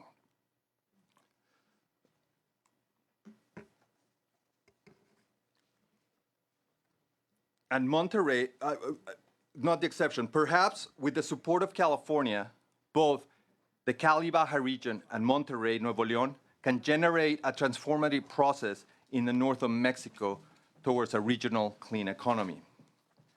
On carbon pricing, this sub-theme, we aim to support the emerging emissions trading system in Mexico in order to achieve its greenhouse gas mitigation goals. Under this theme, we have already made some progress in building California-Mexico partnerships. In April of last year, we hosted a high-level dialogue on carbon markets in Mexico with the private sector and senior officials from the Ministry of Environment, Natural Resources, the Ministry of Energy, the Ministry of Economy, and the Attorney General for the Environment Office.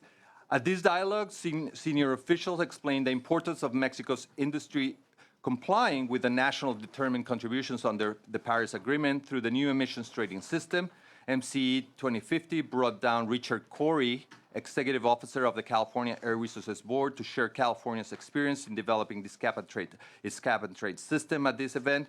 More than 90 industry participants and other private sector entities like the Mexican Stock Exchange were in attendance. Also last year, MCE 2050 sponsored the participation of 2 Mexican officials, one from Semarnat, the Ministry of Environment and Natural Resources, and another from the Attorney General for the Environment, in a greenhouse gas monitoring and verification training workshop also conducted by ARB. More recently, on November 5th, we conducted a multi-stakeholder workshop to discuss natural climate solutions and the carbon market in Mexico. Over 100 representatives from Mexican government institutions, the private sector, nonprofits, and academic institutions discussed the challenges and opportunities for scaling up natural climate solutions in Mexico to meet its NDCs and provide carbon offsets for the international market. Out of this workshop, BP decided to join MCE 2050 as a major donor. Sorry, these are... I've been involved in this research for many years, and NCS Solutions, as we speak, this British global energy company is finalizing negotiations to co-invest with USAID through its Sustainable Landscapes program in natural climate solutions for a forestry pilot program in Mexico. Just last week, as we conducted a meeting with all the independent greenhouse gas verifiers, we conducted a meeting with all the independent greenhouse gas verifiers registered in Mexico to develop a work plan to strengthen the transparency of Mexico's national greenhouse registry, known as RENE for its Spanish acronym, as well as the measurement, reporting, and verification MRB aspects of the Mexico ETS during its pilot phase to be launched later this year. A credible carbon market in Mexico will attract important climate finance resources to support decarbonization and clean innovation. We will continue with a series of dialogues with policymakers, the private sector, and key stakeholders in Mexico, which will be informed by lessons learned from California and other initiatives in North America and around the world. MCE 2050 will develop new opportunities for our faculty, researchers, and students to engage our program. We will develop a California-Mexico research agenda, policy reports for this decision makers, more technical analysis for strategic planning, and capacity building workshops in order to explore implementation paths for effective decarbonization solutions in our region. What is the signaling from the new federal government leadership in Mexico? Last week, President López Obrador presented his National Development Plan 2019-2024. The plan establishes 3 cross-cutting policy guidelines to his national project: gender equality, no discrimination and inclusion, fight against corruption and public administration improvement, and 3, territory and sustainable development. MCE 2050 aligns well with all 3 of these new priorities in Mexico. First, we're building capacity training programs into our work on electromobility innovation to ensure that the resulting low-carbon jobs are accessible to all. And our natural climate solutions work targets benefits to the most marginalized rural, agricultural, and forest communities to enable increased forest conservation, particularly in the south of Mexico. Designing and implementing of a transparent, standardized, and independently monitored ETS in Mexico both benefits from and helps build open government. The third priority is directly aligned with MCE 2050, and goals. We want to support smart, clean, safe, and inclusive communities in our region. Social justice is a key principle in all aspects of the new National Development Plan. And here's an example pertinent to the clean energy sector. And I quote, "The new energy policy of the Mexican state will be to promote sustainable development through the incorporation of population and communities in energy production from renewable sources, which in turn will be fundamental to be able to provide electricity to the small and remote communities that still do not have access to it and that amount to approximately 2 million inhabitants. The energy transition will serve as a basis to foster the emergence of a social sector in this area, as well as to foment the reindustrialization of the country." End of quote. I believe California and its dynamic economy, with its innovative clean tech industry, as well as the wealth of state policy know-how on climate action and investment to spur low-carbon development, can assist and partner with Mexico in its effort to be a more just, inclusive, and sustainable society for the benefit of our regional economy. A prosperous, clean, safe, and inclusive Mexico will enhance our regional competitiveness, linking our clean tech value chains in the search of the next generation energy systems, or developing electromobility solutions for public transport and logistics, for instance, can only make these emerging industries stronger. For decades now, Mexico has been able to integrate powerful manufacturing, design, and innovation clusters to supply the conventional auto industry, becoming last year the fourth largest exporter in this sector. Moreover, this seems to be the trend in the aerospace industry, given major foreign investment in this sector in the center of Mexico in the last few decades. In 2015, we had the opportunity to partner with the California Energy Commission to conduct the follow-up trip to Governor Brown's 2014 visit to Mexico. Our California Clean Tech Mission, with the support of GoBiz and the government of Mexico, connected government officials and other key stakeholders like the finance community and research institutions with business groups from both Mexico and California to explore trade, investment, and research development and demonstration opportunities. We visited Mexico and Monterrey, Nuevo León, and since then, Stanford has been developing industrial alliance opportunities with business groups in Mexico, Baja, and Monterrey to advance clean innovation and climate policy research in our region. There are important energy and environment challenges in our border with Baja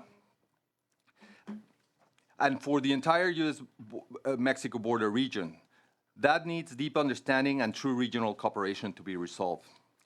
Just a month ago, Speaker Rendon of the State Assembly invited me to moderate a panel on the Tijuana River Basin environmental issues as part of his inaugural multi-stakeholder California-Mexico strategic dialogue. This issue has been there for decades, waiting to be resolved. It is time to take action on both sides of the border. As I mentioned earlier, only a shared resource systems approach and a regional perspective to address common challenges and advance holistic integrated solutions will address these issues. There is an asymmetry of financial resources and technical capacity between California and the border states and the Mexican government. With the retreat of the U.S. federal government supporting clean energy programs and the shift in priorities to enhance energy self-sufficiency in Mexico, I believe this is a time California should prioritize cooperation with Mexico. For instance, both Germany and the United Kingdom are doing so already, with major development programs in all of these areas now in place in Mexico. Finally, we are developing a strategic alliance with key players in the Mexican hydrocarbon sector with the support of the Mexican government. In May 2018, we conducted a workshop on sustainability of the hydrocarbon value chain in partnership with the Mexican Institute of Petroleum. We produced a report on the national priorities for research and development in this area. The Mexican government launched a call for proposals through its National Council for Science and Technology and the Ministry of Energy, Hydrocarbons Fund, a consortium led by the Technological Institute of Monterrey, the National Institute of Petroleum, and the National University of Mexico, was named as a potential lead for the creation of a research center in a strategic alliance with Stanford. We hope to help Mexico leapfrog and modernize its oil and gas industry into one of the cleanest operations in the world, but also prepare its hydrocarbon value chain for the transition to a low-carbon economy. Senator Ben Hueso, California has been a global leader in climate action. Climate change is a global challenge. We can help other countries to advance their national climate ambition with institutional cooperation and capacity building. Mexico is our neighbor and should be a priority on how California interacts with the world in this area. There are also major competitiveness and economic benefits by fostering a growing binational economy that supports low-carbon development in our region. Stanford's Precourt Institute for Energy and its Mexico Clean Economy 2050 program are ready to enhance our partnership with the state in meeting these ambitious goals. Thank you for this opportunity. Thank you very much. Thank you for sharing lots of good information with us. And I want to begin by thanking all the panelists for contributing to this effort. Did members of the committee want to make any comments or questions? Or Senator Bradford. I just want to thank you, Chairman, for convening this hearing, and I think if it's one takeaway, we'll all understand that we have far more in common with Mexico than we have differences, and I think it's imperative that we as Californians show the lead as it relates to the economy and the environment, and show what direct impact it has on both countries, because in many ways we're one country. Despite much of our differences, we have interdependency that's far beyond just the people that cross the border. So I thank you for this. I look forward to working with the government and the institutions over there, and higher education also in addressing these concerns and these issues that, again, impact both countries tremendously. So thank you for your leadership. Thank you. Senator Allen. Well, I'd love to, one of the things I wanted to ask about, and maybe Dr. Starr or Dr. Seeley, the last time I was in Mexico, we traveled together. It was during the summer of 2016. And so I haven't been in Mexico since Donald Trump was elected president. It's interesting to hear when we were there, people were very, very worried about his candidacy. And of course, we spent the whole time saying that, no, don't worry, he's not going to win. Everything's going to be just fine. And so really, I mean, that was kind of our message. I feel a little badly in retrospect, but love to hear. Obviously, after the initial reaction, there seems to be a certain coming to terms. Maybe a lot of Americans are in the same boat. But I'd love to get some insights into the current political climate as it relates to the Trump presidency, how he's viewed, how things have evolved over the last couple of years. And how that's maybe reflected by the election results. So I know our experts are here. I'd love to. Ms. Starr made some comments regarding that, and I think they were good in terms of her analysis of Mexico's political positions with this administration. But if you want to expand on your comments. I mean, public opinion of Trump in Mexico is extremely poor. I don't have the numbers in front of me, but I would say positive opinion of him is probably in the single digits. But as I said in my comments, Mexicans separate out their attitudes toward President Trump from their attitudes towards the United States. So attitudes towards the United States are actually still quite strong. And there still is a strong support for the North American Free Trade Agreement. And there's strong support for, while Mexicans are very critical of President Peña Nieto for not responding to Trump's provocations, they seem to have turned their attitudes significantly and are backing López Obrador's strategy of simply not responding. Mm-hmm. There seems to be this general attitude that if the United States wants to build a wall, whatever, build a wall.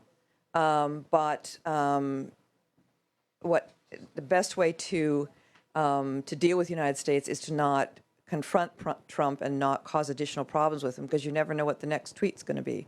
One tweet is, "I love Mexico," and the next tweet is, "Mexico's the cause of all of our problems."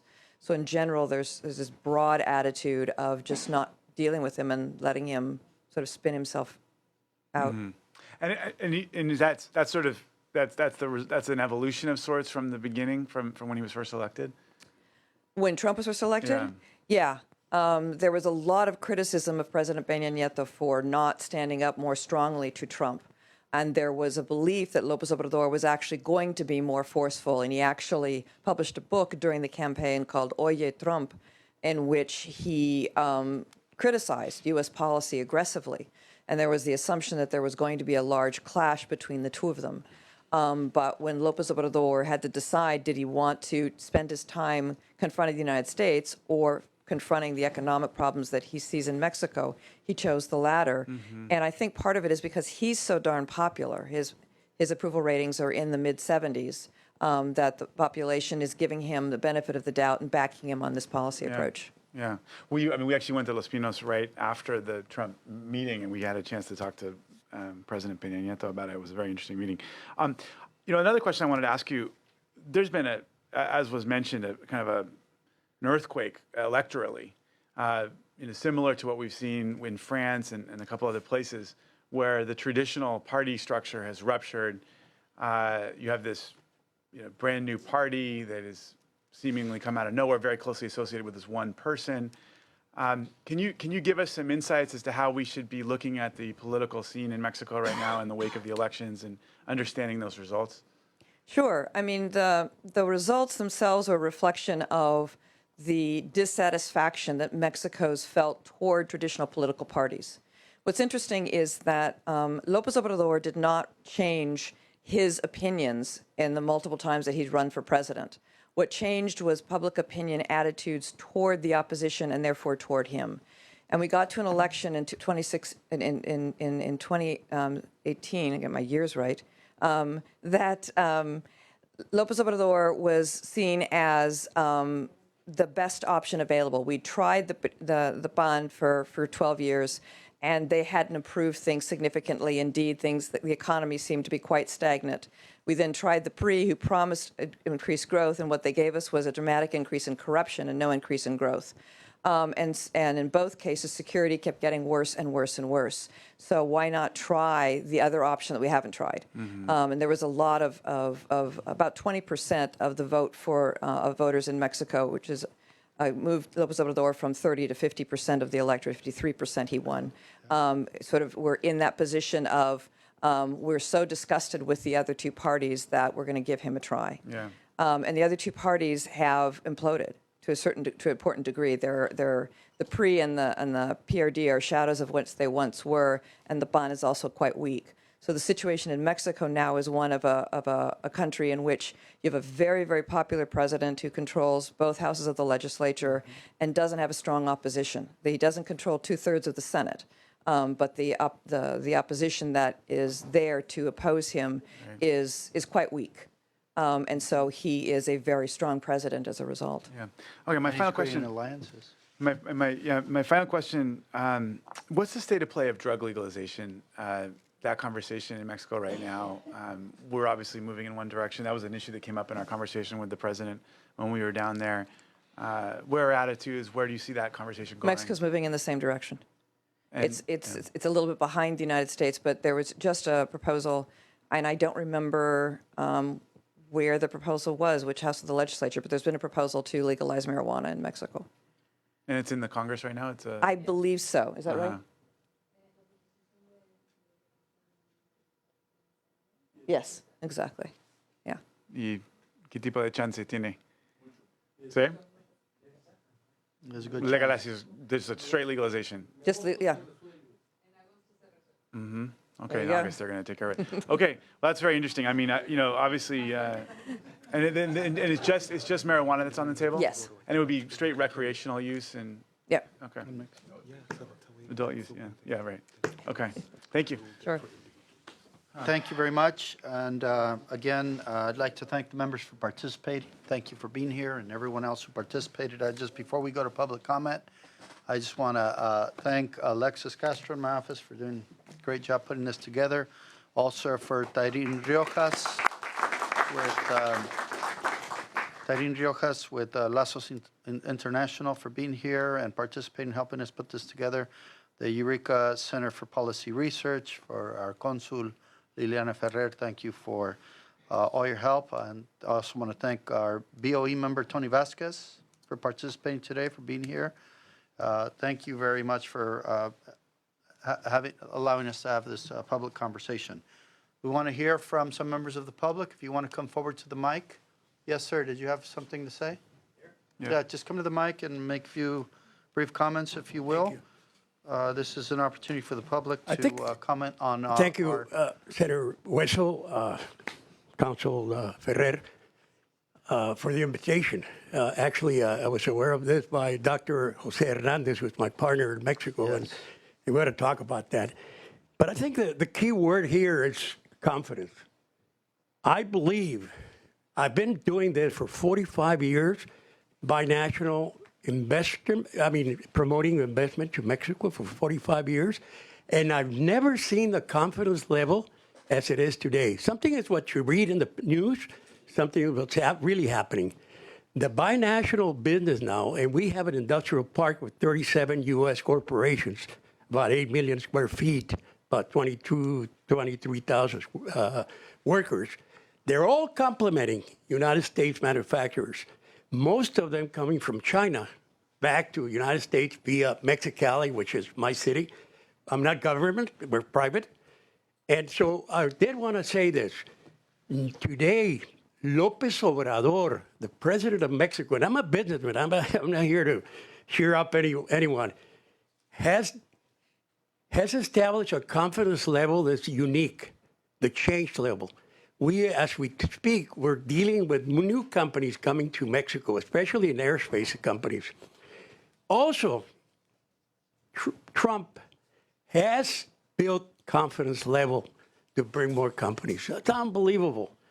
So to me, and I want to say this to all of you here, is the confidence level is there. And we see changes, many changes. In customs, for instance, in Mexicali, Alejandro Viramontes, he's doing an excellent job. He's going to everybody like nothing before. He's coming, he's humble, and he's saying no more corruption. In the Valle Mexicali, we need to change the, and connect to, I love what you said, connect to California, because I've been, since the Commission of the Californias, with Ronald Reagan as governor, I've been involved with all that, with Jaime Oaxaca, I don't know if you remember, he brought us the first aerospace company. But I tell you, we need to regroup, and put together a program, Baja California, California, Sonora, Yuma, Arizona. Thank you, sir. Really, thank you. Thank you for your comments. Good afternoon, Mr. Chairman and members. Sosin Madinat on behalf of Worldwide Environmental Products here today. I want to thank the chair for having this hearing and for your leadership in California on social and economic engagement with Mexico. Worldwide Environmental Products, Inc. is a California family-owned and operated small to medium-sized enterprise that designs, develops, implements, operates, and services various types of motor vehicle emissions and safety inspection programs around the world. From the inspection equipment design and maintenance to database management, quality control, and assurance to personnel training, Worldwide provides turnkey solutions for the successful management and operation of vehicle inspection programs, all out of its headquarters in Brea, California. In 1992, Mexico City implemented a mandatory vehicle emissions testing program, and at that time, the United Nations described Mexico City's air as the most polluted on the planet. Worldwide was part of the consortium that built the first vehicle emissions inspection center in Mexico. In addition, Worldwide has been a certified equipment provider in the current vehicle inspection program in the state of Jalisco since 2008. A sole source technology provider consists of not only supplying the inspection equipment to the inspection stations, but also a database management and suite of software applications which provide the government with tools to properly manage the vehicle inspection program in real time. The Vehicle Emissions Inspection Program in Jalisco provides a tremendous opportunity to earn and maintain an exclusive contract for 15 years. Again, on behalf of Worldwide Environmental Products, I want to thank you, Chair, for having this hearing today. Your objectives and intentions should clearly demonstrate to the country of Mexico that California is committed to continuing engagement and facilitating positive relations between businesses and government agencies on both sides of the border. It is critical in this volatile political climate at the federal level. Hopefully, this perception and commitment from California will help California-based businesses like Worldwide to continue to be selected over international competitors in Mexico like the model in Jalisco. Thank you very much for the time. Thank you. Stefano Bertozzi from UC Berkeley. Thank you, Chairman and members. I'm I really like the panels that spoke to you previously and included a couple of academics. And I just want to add one point to the points that they made. I don't know if the numbers are exactly right, but people say that China is 10 times the size of Mexico, but sends 100 times as many students to California. They enrich our economy, they enrich our society, and they certainly improve collaboration with China. South Asia similarly sends a large number of students, and Silicon Valley benefits from their brainpower. We don't do nearly enough with Mexico, and it seems to me that as part of the initiatives that we're talking about, we need to send more California students to Mexico to study, and we need to bring more Mexican students to California to study, and we need to do that 10x from where we are right now. And I think that's true of the UC system, but it's also true of Cal State. It's also true of our community colleges. We need a real effort to increase the amount of flow back and forth that is academic and focus especially on the entrepreneurial side. We want to get students who are having not just academic, but also work experiences on both sides of the border to increase that collaboration. Thank you.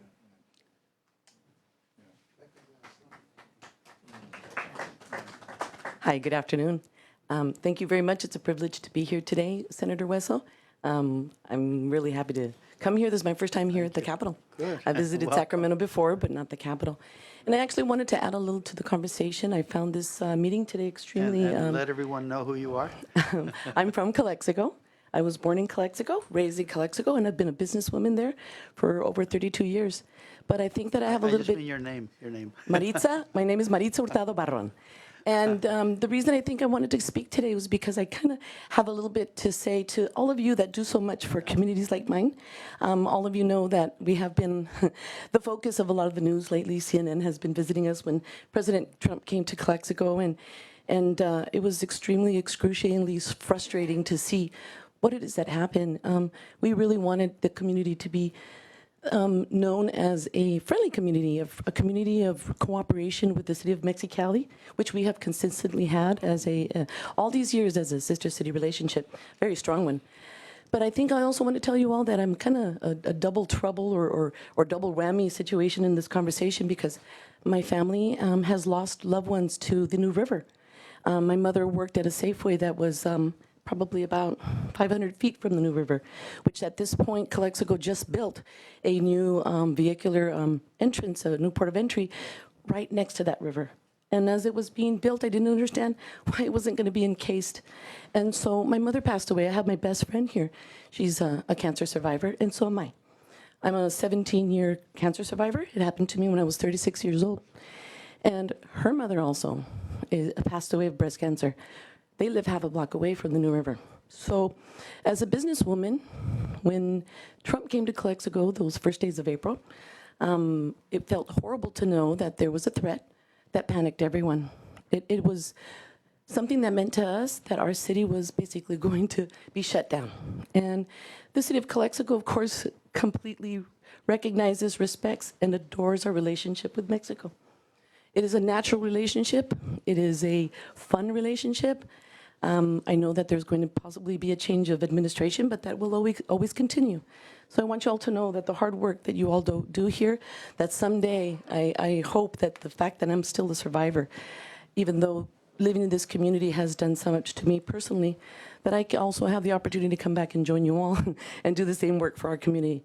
Because communities like ours, they're very unique, but they're very special too. And so the reason why people like ourselves stay living there is to help our gente and help us to continue progressing. So I want to thank you all for this opportunity. It was awesome. And thank you, Senator. I hope you once again come and visit us too. Thank you, and welcome to Thank you so Sacramento. much. Thank you for Thank making you. some comments. Thank you for being here today. And if I could just make some closing comments, you know, as witnessed here by the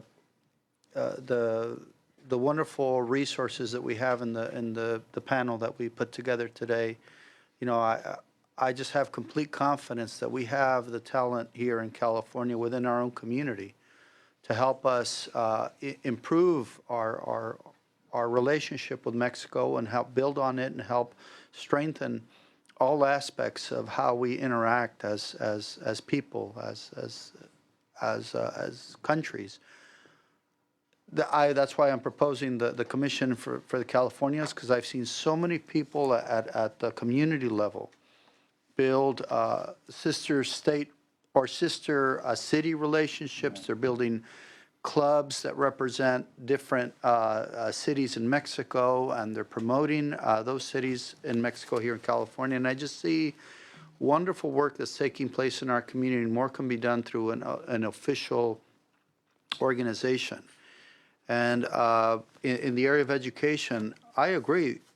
There is so much more that we need to do to send students to Mexico and to receive students from Mexico and here in California, because again, there is so much potential in us working together in all those areas, but all our problems could be solved with information, with education, with technology, and building on that and introducing new technologies. I've been really encouraged with some of the technologies that are being developed in Mexico and coming to California to solve problems, and the opposite as well. Technology is being developed in California, being introduced in Mexico in many different areas. Mexico has a wealth of expertise in areas of agriculture and new innovative agricultural techniques that are also being employed here in California, and likewise. And there is a new program, and I'd like to kind of make this announcement because I think this is an opportunity for California students, for kids in the ages of 18 to 25, to participate in a really exciting program that the IME in Mexico, the Institute for Mexicans Living Abroad, they are funding a program that will take 200 California students to study in Mexico this summer. And they will not only be able to visit Mexico City and some of the cultural resources, but study abroad and also provide volunteer service in a town where they may have some relatives, or they have some, or a town that somebody in their family was associated with at some point. And I think that's a wonderful opportunity for these young people. And I think this information is available through IME and the consulates throughout the state. If people want to participate, it's an application process. They have a selection process. But it's that kind of initiative that we need, and I appreciate Mexico taking the initiative to offer this program to students here in California. But we also need to do the same. We also need to offer those exchanges. We have to build cultural competency. We have to build business acumen. We have to also encourage the development of language and bridging the language gaps between our respective societies, and encourage people to study English and Spanish and any other language that will help them build the acumen to improve this dialogue, which is our business and cultural exchanges. So following this, we will be going to the Stanford Mansion for the Mexico Advocacy Day celebration. I'll see all of you there.